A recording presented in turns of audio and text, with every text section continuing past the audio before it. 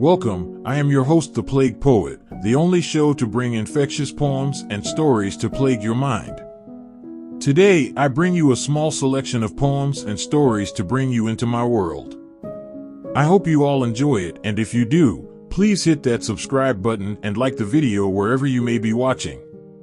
If you want to see more artwork or my haikus and other poems, follow the links in the description, I insist.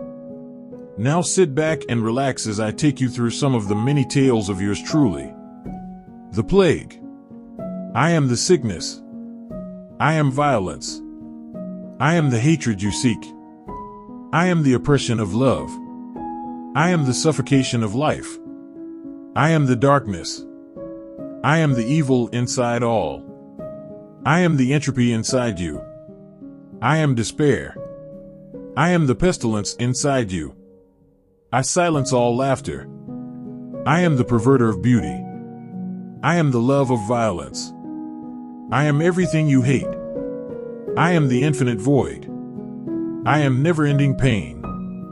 I am the perversion of life. I am the poet of darkness. I am the plague which lives in all. I am the force that pushes you to death. I am the force that pressures you to hate. I am hatred. I am the Plague Poet.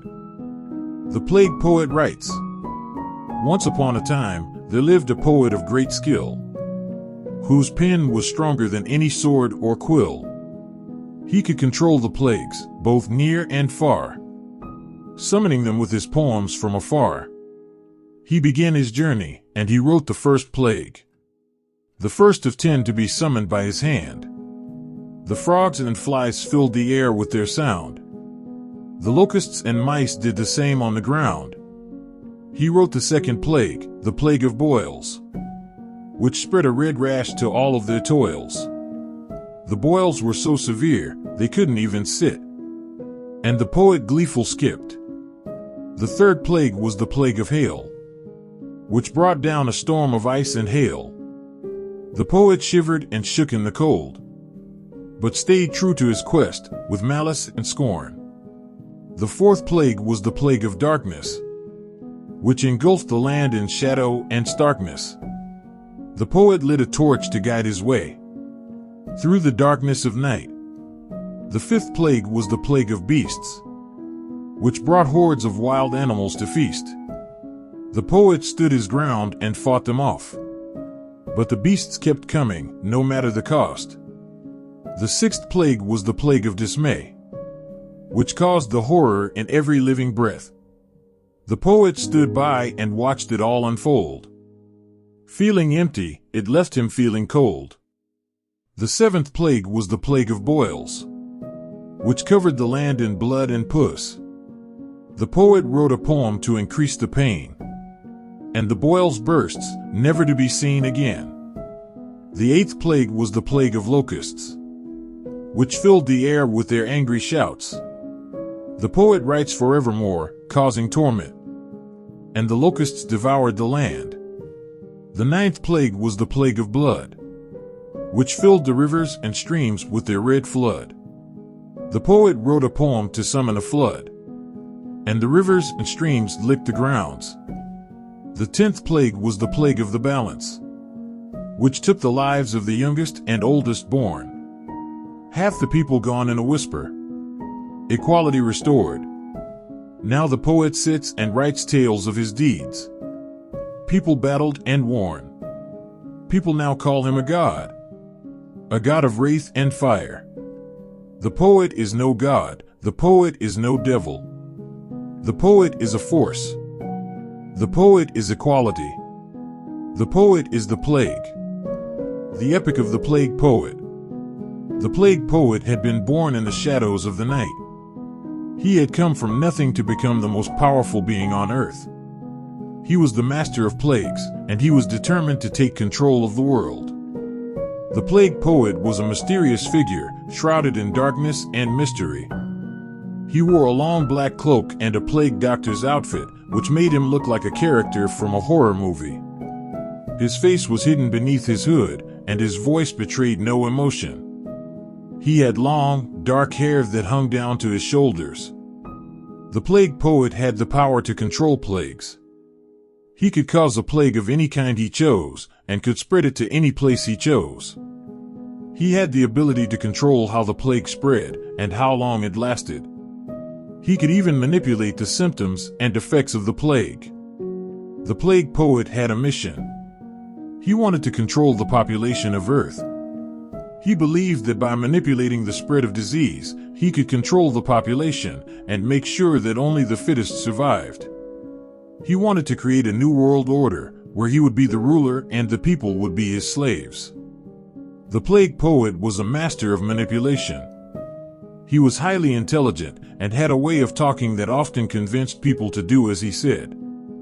He had a way of making people believe that his ideas were the right ones. He had a way of making people trust him and follow his orders. The plague poet had a plan. He wanted to create a series of plagues that would spread across the world, killing the weak and the unfit. He wanted to create a new world order where he would be the ruler and the people would be his slaves. The plague poet was a master of deception. He had a way of convincing people to do as he said, even if it meant killing the innocent. He could make people believe that his ideas were right and that they should follow him. He was a master of propaganda and could spread his message across the world. The plague poet had an army. He had recruited a group of followers who were devoted to him and his mission. They were called the Fleas, and they were armed with swords and spears. The Fleas were willing to do anything the plague poet asked of them, and they would follow him to the ends of the earth. The plague poet spread his plagues across the world, killing the weak and the unfit. He created a new world order, where he was the ruler and the people were his slaves. He controlled the world's population and he controlled the world. You could say he conquered the humans.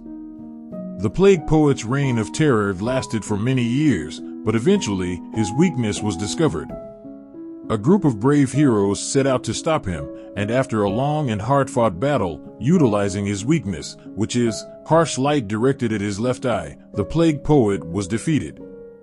He was brought to justice, and the world was finally safe from his tyranny. The plague poet is believed to be gone, but his legacy remains. His name is still spoken in hushed tones, and his deeds are remembered. He is a reminder that no matter how powerful a person may be, they can still be defeated. His story is a reminder that even in the darkest of times, hope can still be found, but a small group still believes he lives and hopes to summon him again. He always remains and goes by many names. There was once a man named Dr. Pandemic, a supervillain who had a power that no one else had, the ability to control pathogens.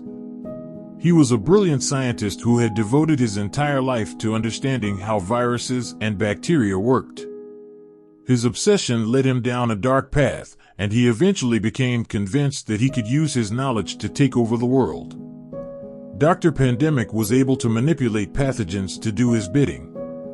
He could create new strains of viruses and bacteria that were resistant to any known treatment. He could also control the spread of these diseases, directing them to target specific populations while sparing others. At first, Dr. Pandemic's actions were subtle. He would release a new strain of flu into a crowded city, causing panic and chaos, but never revealing himself as the cause.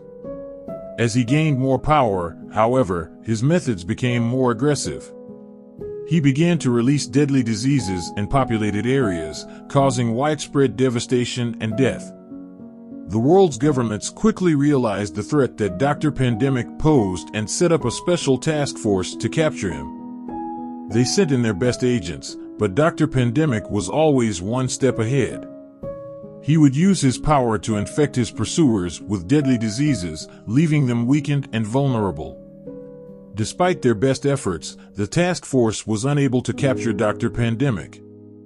He continued to wreak havoc across the globe, causing fear and panic wherever he went. The world seemed helpless against his power. But there was one person who refused to give up, a young scientist named Dr. Maya. She had studied under Dr. Pandemic in her early career, but had since turned away from his evil ways. She knew the only way to stop him was to develop a cure for the diseases he was unleashing on the world. Dr. Maya worked tirelessly, day and night, until she finally developed a cure that was effective against Dr. Pandemic's latest creation. With the help of the task force, she was able to distribute the cure to those who had been infected, saving countless lives. Dr. Pandemic was furious when he learned that his plans had been foiled. He launched a massive attack on the city where Dr. Maya was working, but the task force was prepared. They had developed a special suit that protected them from all Dr. Pandemic's pathogens, and they were able to subdue him. Dr. Pandemic was taken into custody and placed in a maximum security prison. His power to control pathogens was neutralized, and the world breathed a sigh of relief. Dr. Maya was hailed as a hero for her tireless efforts to stop the supervillain. The world would never forget the terror that Dr. Pandemic had brought, but they could finally rest easy knowing that he was behind bars. There is a rumor that Dr. Pathogen was immortal and that he had lived many lives and his powers were never truly stopped. Dr. Maya of course rebutted this message, but deep down inside she knows that it is more than a rumor. Well, that's all for today. I hope you enjoyed stories about my legacy. It's funny how humans see me and my powers. I hope you will join me again for new poems and stories next week, which may or may not be about myself. Salutations, and if you liked the video, please comment, subscribe, and like this video. Feedback on my new endeavor is much appreciated.